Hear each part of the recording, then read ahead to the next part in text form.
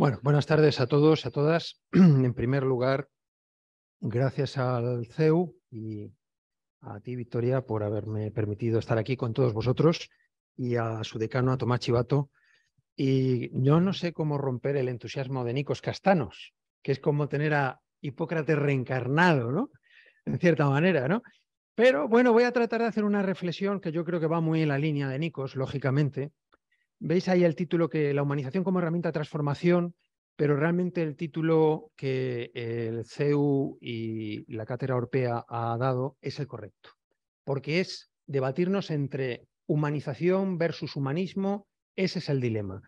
Y voy a tratar de explicar en poquito tiempo un poco una reflexión sobre los valores hipocráticos hoy en día, que por cierto, una cosa muy importante del movimiento hipocrático que lidera Nikos con gran acierto y además es de alabar y todos nos referimos y nos referenciamos en Nikos, el movimiento hipocrático, es que el movimiento hipocrático y el juramento hipocrático, muchas personas no saben que se reactualizó entre el 2017 y 2018 en Estados Unidos a través de la Asociación Médica Americana. Es decir, que tenemos una reactualización del antiguo juramento hipocrático entre el 2017 y 2018, que por cierto es el que yo les hago leer a los estudiantes de medicina en la Universidad Complutense, de la cual soy profesor, para que vean que esto no es una cosa del pasado, sino que es algo que existe, ¿no? Pero fijaros, cuando hablamos de humanización, yo siempre pongo esta diapositiva del camarote de los hermanos Marx de Una noche en la ópera, ¿no? Yo soy muy cinéfilo y a mí me gusta mucho el cine y quién no recuerda, ¿no? La comedia de Una noche en la ópera y la famosa escena del camarote, ¿no? Porque cuando hablamos de humanización, que es una palabra excesivamente lasa, que se estira demasiado en sus conceptos y sus acepciones, cuando preguntamos qué entiendes por humanización, nosotros en la Fundación Humans lo hicimos hace 6 años, a todos los interlocutores que a nivel nacional, pues médicos, estudiantes, farmacéuticas, mundo académico, a esta casa también, al CEU, y cada uno nos decía una cosa. Había quien ponía más el énfasis en que era el tema de la bioética, había quien ponía más el énfasis en la comunicación, en la relación médico-paciente, en la empatía, en la bonomía, el ser empático, compasivo. Cada uno ponía, ¿sabéis?, un poco el foco en una dimensión distinta de lo que entendían por humanización. Y lo ha comentado antes Nikos. Nuestro mundo es este. Es este. Y es este porque hay una hipertecnologización de nuestro mundo. Es decir, han llegado las máquinas. Sí, Nico, debo decirte que las máquinas han llegado y han llegado para quedarse. Y claro, este mundo que es el nuestro, cuando entramos en cualquier hospital, cuando alguien enferma, también es esto. Es decir, en un mundo hipertecnologizado, por eso el mensaje va a ser en la línea que Nikos nos ha expuesto, que al fin y al cabo es la corriente hipocrática y la corriente humanística, es que cuando alguien enferma o cuando alguien cree que está enfermo y por lo tanto se siente vulnerable ante los demás, lo que necesita ya no tanto es la máquina, es esto, ¿verdad? Que yo ni siquiera lo voy a definir, pero todos sabemos cuando ponemos esta imagen a qué nos referimos. Mirad, hace 5 años, en una gira que hice por Latinoamérica, estas son algunas fotografías que traje. Esto es de Montevideo. Estos son residentes de medicina y de enfermería, porque allí me preguntaban con gran asombro si aquí en España también existía una, decían, epidemia en redes sociales de esto que veis aquí, que es atentar contra la dignidad de las personas cuando se sienten más vulnerables, que es cuando están enfermas. Fijaros aquí, pues una residente de enfermería haciéndose un selfie con una persona moribunda, incluso con un cadáver. Es decir, una ruptura total y absoluta de la dignidad de las personas cuando son más vulnerables, que es cuando se sienten enfermas. Y yo les decía, bueno, hombre, en España no hemos llegado a este punto, pero hay rayas rojas que estamos empezando ya a cruzar con gran peligro, como nos decía antes Nikos, ¿no? Pero nos hemos dado cuenta que la forma de aproximarnos al mundo del paciente es muy importante. ¿Cómo nos acercamos al mundo del paciente? Nos acercamos de una manera convencional, de una manera docta, de una manera deshumanizada o de una manera humanizada. ¿Cómo nos acercamos a ese mundo del paciente? Primera reflexión. Segunda reflexión. ¿Qué es lo que pasa en nuestros centros? Esta podría ser la sala de urgencias de mi hospital o la del hospital de Nikos. Es decir, yo esta mañana pues casi tenía esto así, ¿no? Y no os digo nada el fin de semana pasado, cuando ya sabéis que tuvimos un incendio en el Hospital Clínico San Carlos, con desgraciadamente el fallecimiento carbonizado de un paciente psiquiátrico con inmovilizaciones en una planta de traumatología.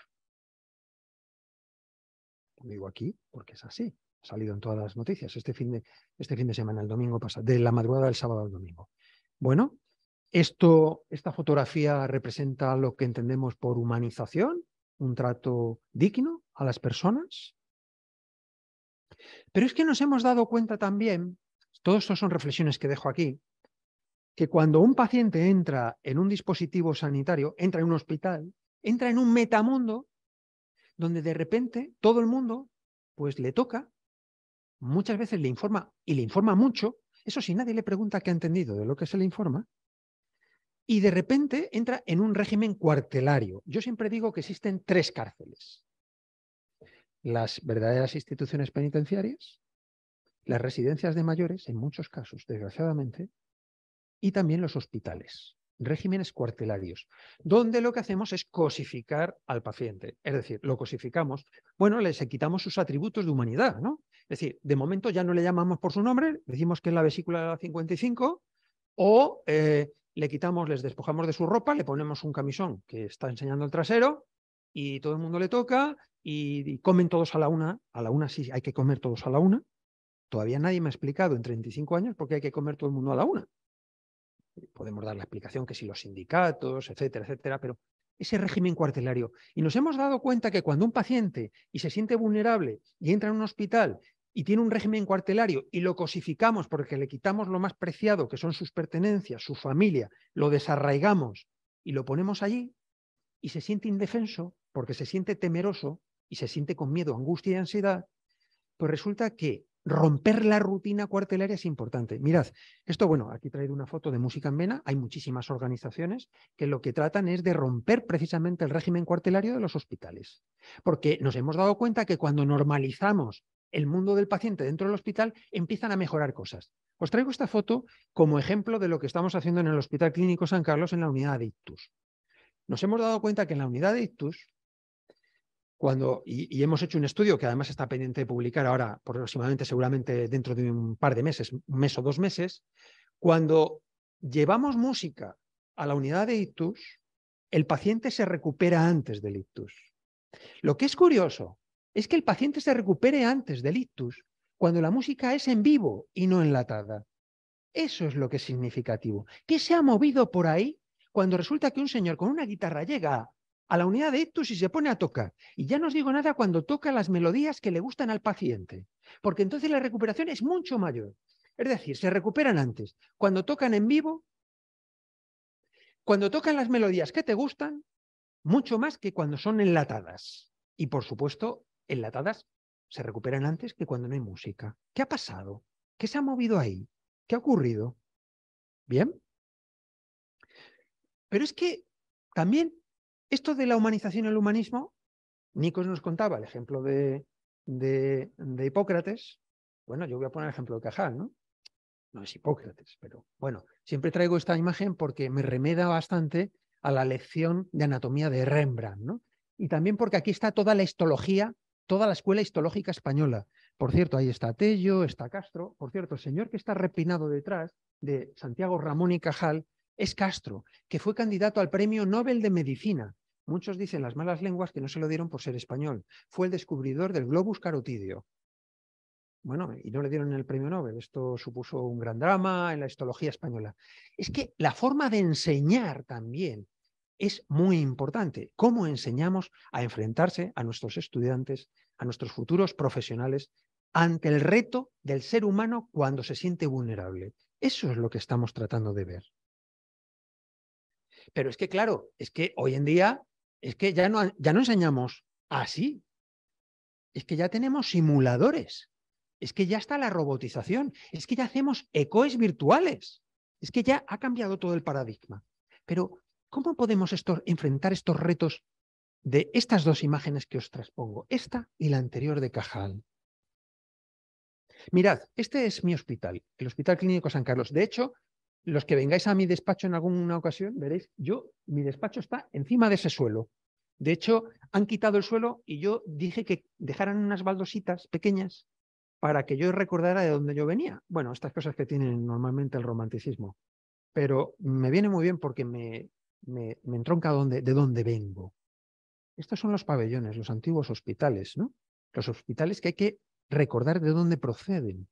Órdenes religiosas, órdenes que por caridad daban y cuidaban a los pacientes. De ahí vienen los regímenes hospitalarios en general, ¿no? Tal y como los conocemos. Pero claro, la sociedad ha cambiado. Ahora los hospitales son otra cosa, porque nos hemos dado cuenta que también en la humanización, en el trato humano, el escenario terapéutico es importante. Por eso se llama escenario terapéutico. Y nos hemos dado cuenta que es muy importante cómo construimos los hospitales. De hecho, yo siempre animo a los estudiantes a que lean un librito muy pequeño que se titula Humanización de la arquitectura. Está escrito por un arquitecto finés llamado Alvar Aalto, que os animo además a leer. Alvar Aalto es un arquitecto finés, era un arquitecto finés, que ese libro lo escribió en 1938, 38, para que no nos equivoquemos. ¿Y Alvar Aalto qué decía? Hombre, Alvar Aalto construyó un hospital en 1938 en el sur de Helsinki, un sanatorio antituberculoso con 300 camas que hoy en día sigue funcionando y que es patrimonio de la UNESCO. Y que merece la pena cuando vayáis a Helsinki alguna vez hacer una excursioncita porque merece la pena ver ese hospital. ¿Y qué decía? Cosas tan elementales como la siguiente. Oiga, ¿por qué hacemos los hospitales tan mal hechos que resulta que en las habitaciones de los pacientes situamos las luces arriba si los pacientes están tumbados? Las luces no podrían ser tangenciales, por ejemplo. Es que no son importantes las materias de que están construidas. Es que no es importante los olores. Es que no son importantes los ruidos cuando oímos los pitidos en la UCI. Pip, pip, pip, pip, pip. ¿Podríamos maquillar un poco lo tecnológico para que la habitación del hospital remede mucho más lo que es la habitación de un hotel o del paciente? ¿Podríamos hacer cosas en este sentido? ¿Eso es humanización? Sí, es humanización. Mirad, paradigma transhumanista. Lo ha comentado antes Nikos con mucho acierto. El paradigma transhumanista es una de las corrientes de pensamiento más importantes que existe hoy en día. Consiste en lo siguiente. Hoy en día se piensa que el ser humano evolutivamente está cambiando. ¿Y por qué? Porque la incorporación de lo tecnológico a lo humano, es decir, lo tecnológico a lo biológico, va a ocasionar una evolución humana. No sé si alguno conocéis el cyborg. El cyborg, si ponéis en internet cyborg, veréis que es un señor que es un ciudadano británico, es un pintor británico de origen catalán, por cierto. Y este señor, ¿por qué saco aquí el cyborg? Porque es el paradigma del transhumanismo. El cyborg es un artista, como digo, británico, pintor, que tiene una enfermedad genética y no puede percibir los colores. Esto para un pintor es una faena. Entonces, él, que es un tipo muy listo, pues con una escuela de ingeniería, diseñó una antena que logró que le implantaran en el lóbulo occipital, y va con una antena enormemente grande, con una cámara que lo que hace es detectar los infrarrojos de los colores.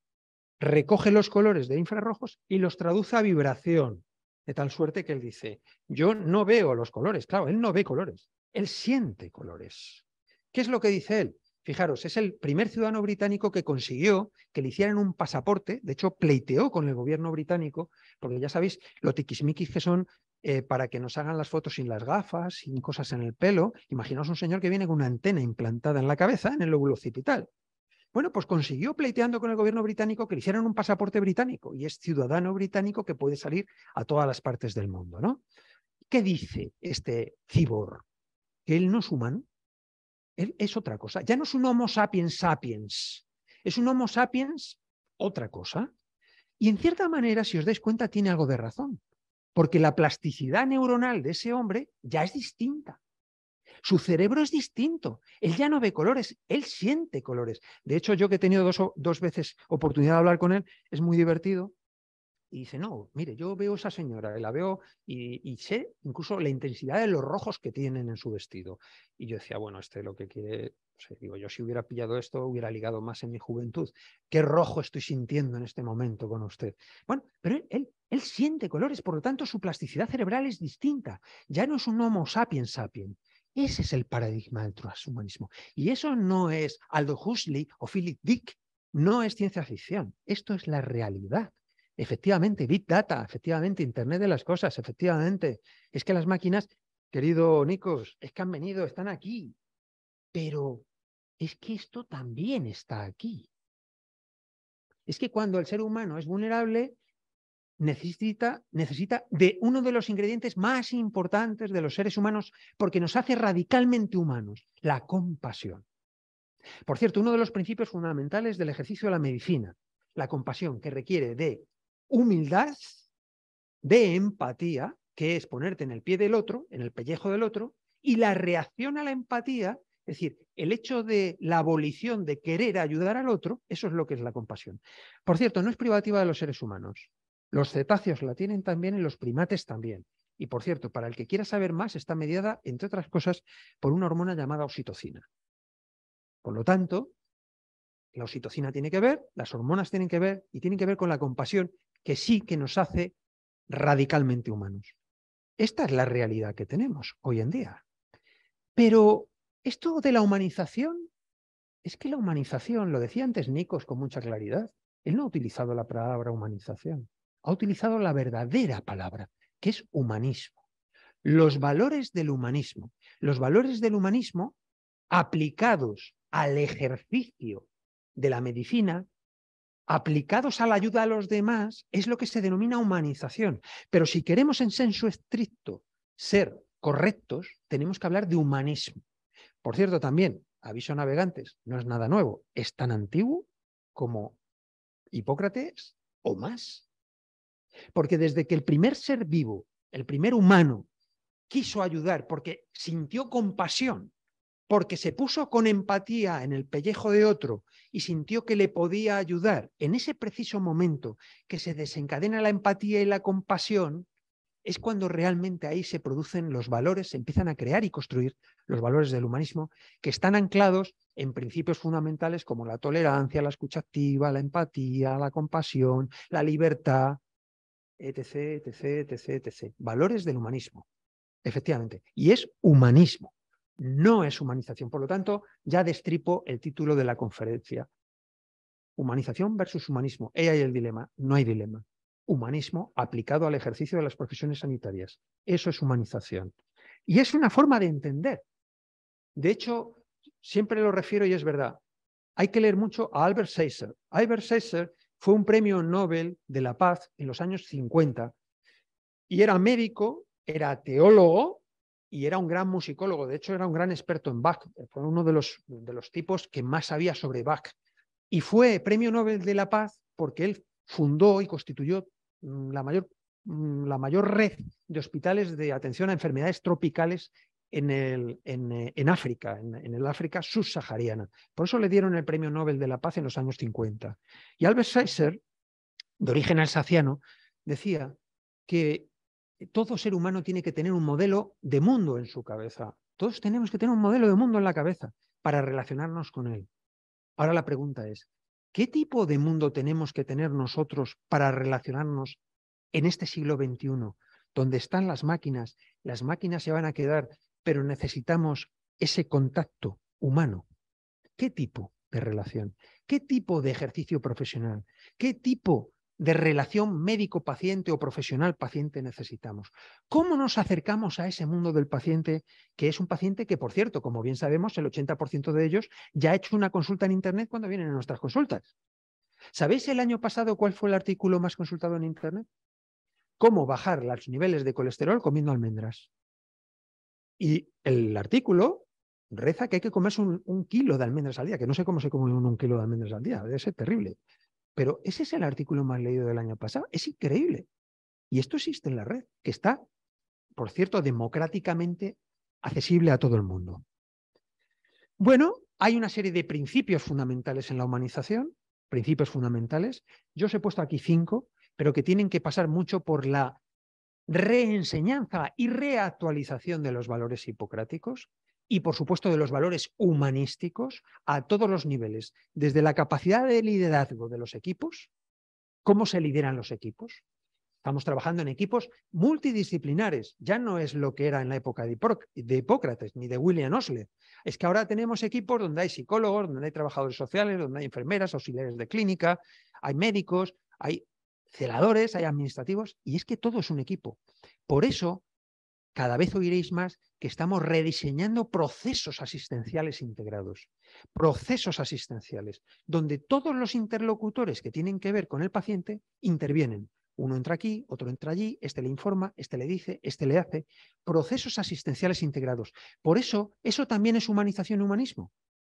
El cómo las organizaciones se diseñan, se organizan, valga la redundancia, y se lideran. ¿O es que creéis que el Hospital Clínico San Carlos, pongo el ejemplo del mío para no irme a otro, tiene una forma distinta de liderar y por lo tanto tiene una forma distinta de que los pacientes sean atendidos? Pues claro, dependiendo de cómo sean los equipos directivos, dependiendo de cómo sean los jefes de servicio y dependiendo de cómo sea todo el personal, eso permea y llega al paciente, sin lugar a dudas. Sin lugar a dudas. Hay muchos decálogos de la humanización y del humanismo. Por cierto, casi todo es sentido común y buena educación. No se ha inventado la rueda. Esto ya está inventado hace mucho tiempo. Todos, yo os traigo aquí uno, pero hay muchísimos decálogos de lo que es la humanización o de lo que es humanismo. Lo ha dicho antes Nikos. Ser el respeto, la tolerancia, la libertad, la empatía, la compasión, el buen hacer, las buenas normas de educación, todo eso, todos esos decálogos, miles y miles de decálogos que nunca ponemos en práctica. Porque antes ha puesto Nikos una foto cuando hablaba de la producción. Y ha puesto una foto de un señor que se llamaba Taylor, ¿verdad? Es que hemos llegado efectivamente a un mundo donde lo único que cuenta es la producción y los pacientes tratarlos como si fueran tornillos. Y nosotros no tratamos con tornillos, tratamos con personas que tienen sus biografías y que tienen, lógicamente, sus claros, sus oscuros, sus biografías, sus dolores, sus angustias y sus miedos. Voy terminando. Por lo tanto, la humanización y el humanismo tienen que ver, en primer lugar, con tener una visión del mundo. Albert Schweitzer, cómo vemos el mundo. Estamos en un momento de adolescencia del mundo. El mundo antiguo está terminando y están haciendo otra cosa que todavía no sabemos muy bien cómo va a ser. Por cierto, todos tenemos la obligación de definir ese futuro mundo. Estamos en la pubertad de un nuevo mundo. Modelo en la cabeza de qué mundo queremos tener. Segundo, cómo nos aproximamos al mundo del paciente. Tercero, siempre la aproximación al mundo del paciente tiene que tener una visión sistémica. Es decir, desde arriba, el zoom puesto muy arriba. Todo tiene que ver con todo. No me importa tanto la relación entre un elemento y otro, sino la relación propiamente dicha y no los elementos. Por lo tanto, lo que ahora los modernos llaman la ecología del paciente. El nicho ecológico donde está el paciente como si fuera un depredador. Bueno, lo sistémico. Todo tiene que ver con todo. La consejería, los servicios de salud con los hospitales con los profesionales, los gerentes, los equipos directivos, los pacientes, la sociedad en general. Todo está interrelacionado. Todo es un mundo interconectado. Ya lo decían los budistas, los taoístas, los estoicos también, por cierto, los griegos también lo decían. Y no solamente Hipócrates también, sino también Empedocles y también Parménides. Claro. Es que estamos teniendo vino viejo en odres nuevos. Vino viejo en odres nuevos. Y yo os llamo la atención sobre un concepto, la homosfera sociosanitaria. Es que cuando hablamos de humanización y humanismo tenemos que fijar mucho nuestra atención en la homosfera, que por cierto es un concepto filosófico que no os voy a aburrir hasta ahora, pero que no me lo he inventado yo en una noche de insomnio.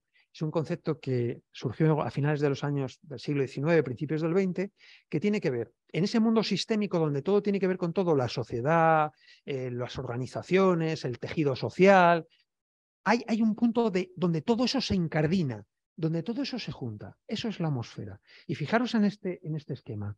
Ahí tenemos pacientes, profesionales sanitarios, organizaciones sociosanitarias, y tenemos sociedad abierta y tenemos humanismo. Las sociedades sanas se llaman sociedades abiertas.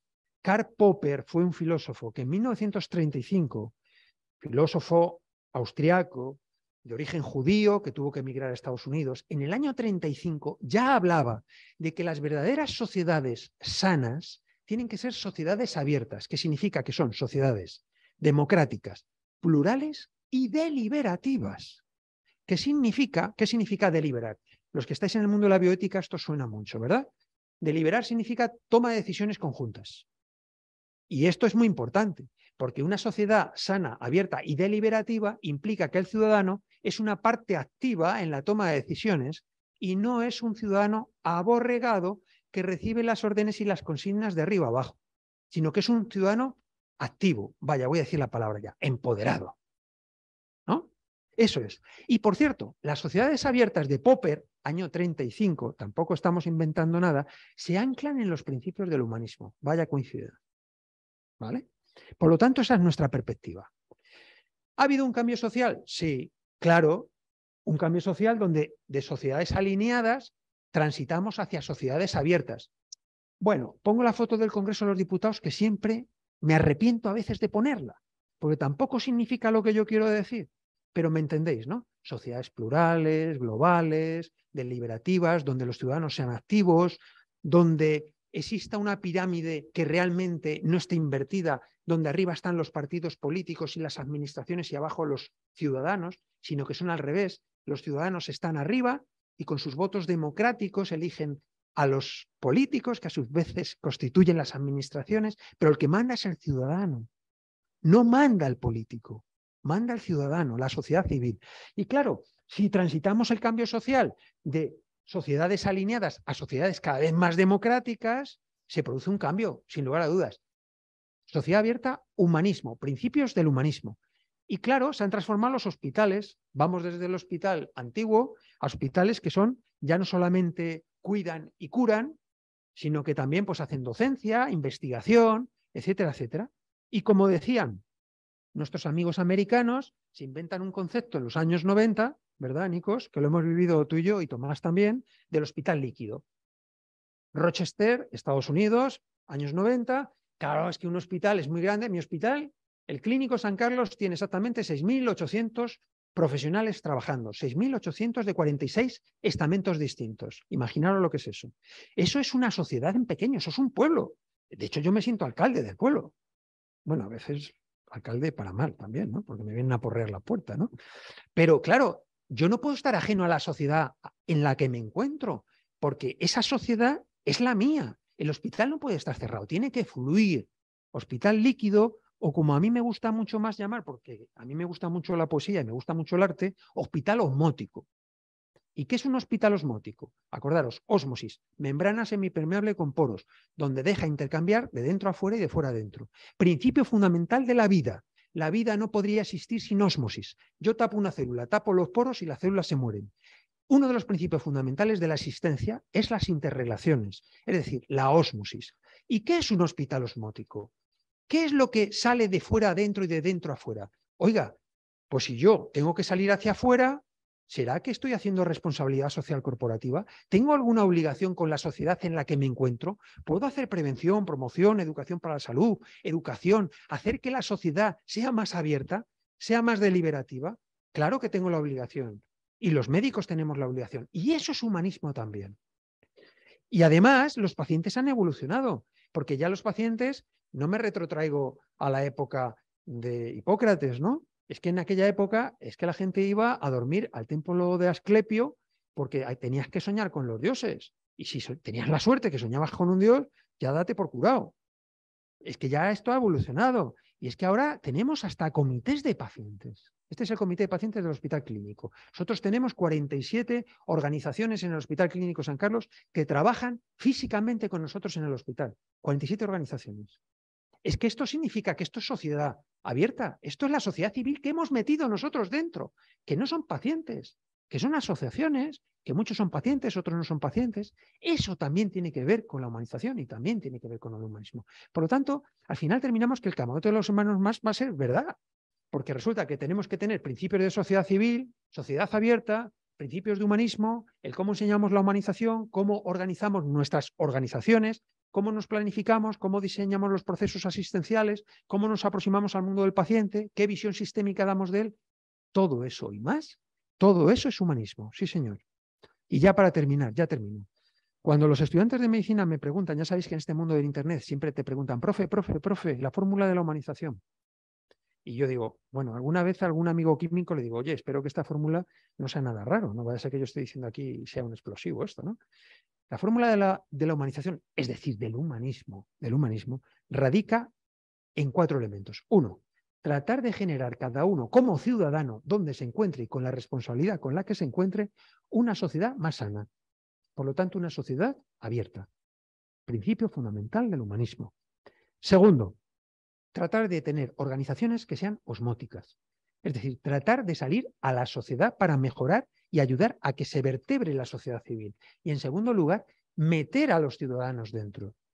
Mirad, desde que nosotros hace 6 años ya tenemos el comité de pacientes en el Hospital Clínico San Carlos, han mejorado los procesos asistenciales una barbaridad y curiosamente han disminuido las reclamaciones. Pero las reclamaciones no han disminuido porque tengamos a los pacientes dentro, sino porque ellos previenen dónde están nuestros fallos. Y por lo tanto eso es bueno. Por lo tanto, principio fundamental, organizaciones osmóticas. Profesional, humano y técnico. Lo ha hecho Nikos perfectamente bien, con meridiana claridad. Yo no voy a entrar más en ello. Ya decía Letamendi y Ortega y Gasset, la medicina es la menos científica de las ciencias. Quien solamente lee medicina ni medicina sabe. Por lo tanto, el concepto de la medicina es un concepto humanístico. Por cierto, hay que revisar que en los años 20 del pasado siglo,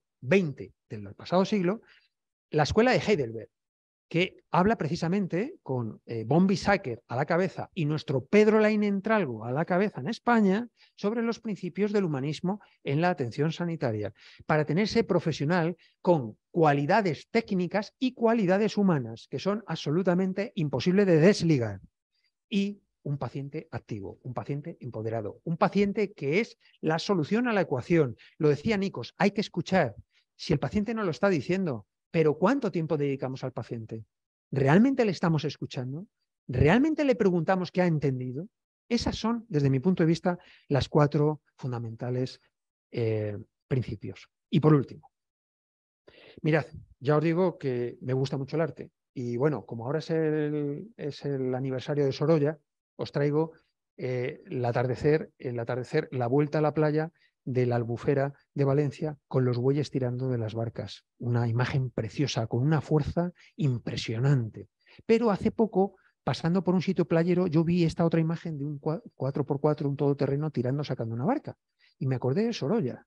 Y dije, joder, es que a mí me gusta Sorolla esa fuerza romántica, ¿no? Esa fuerza de las barcas, los bueyes tirando de las barcas en el atardecer. ¿Podríamos, de alguna manera, conciliar la eficiencia, la eficacia y la efectividad sin perder eso? Sin perder esa fuerza romántica de los bueyes sacando de la playa las barcas.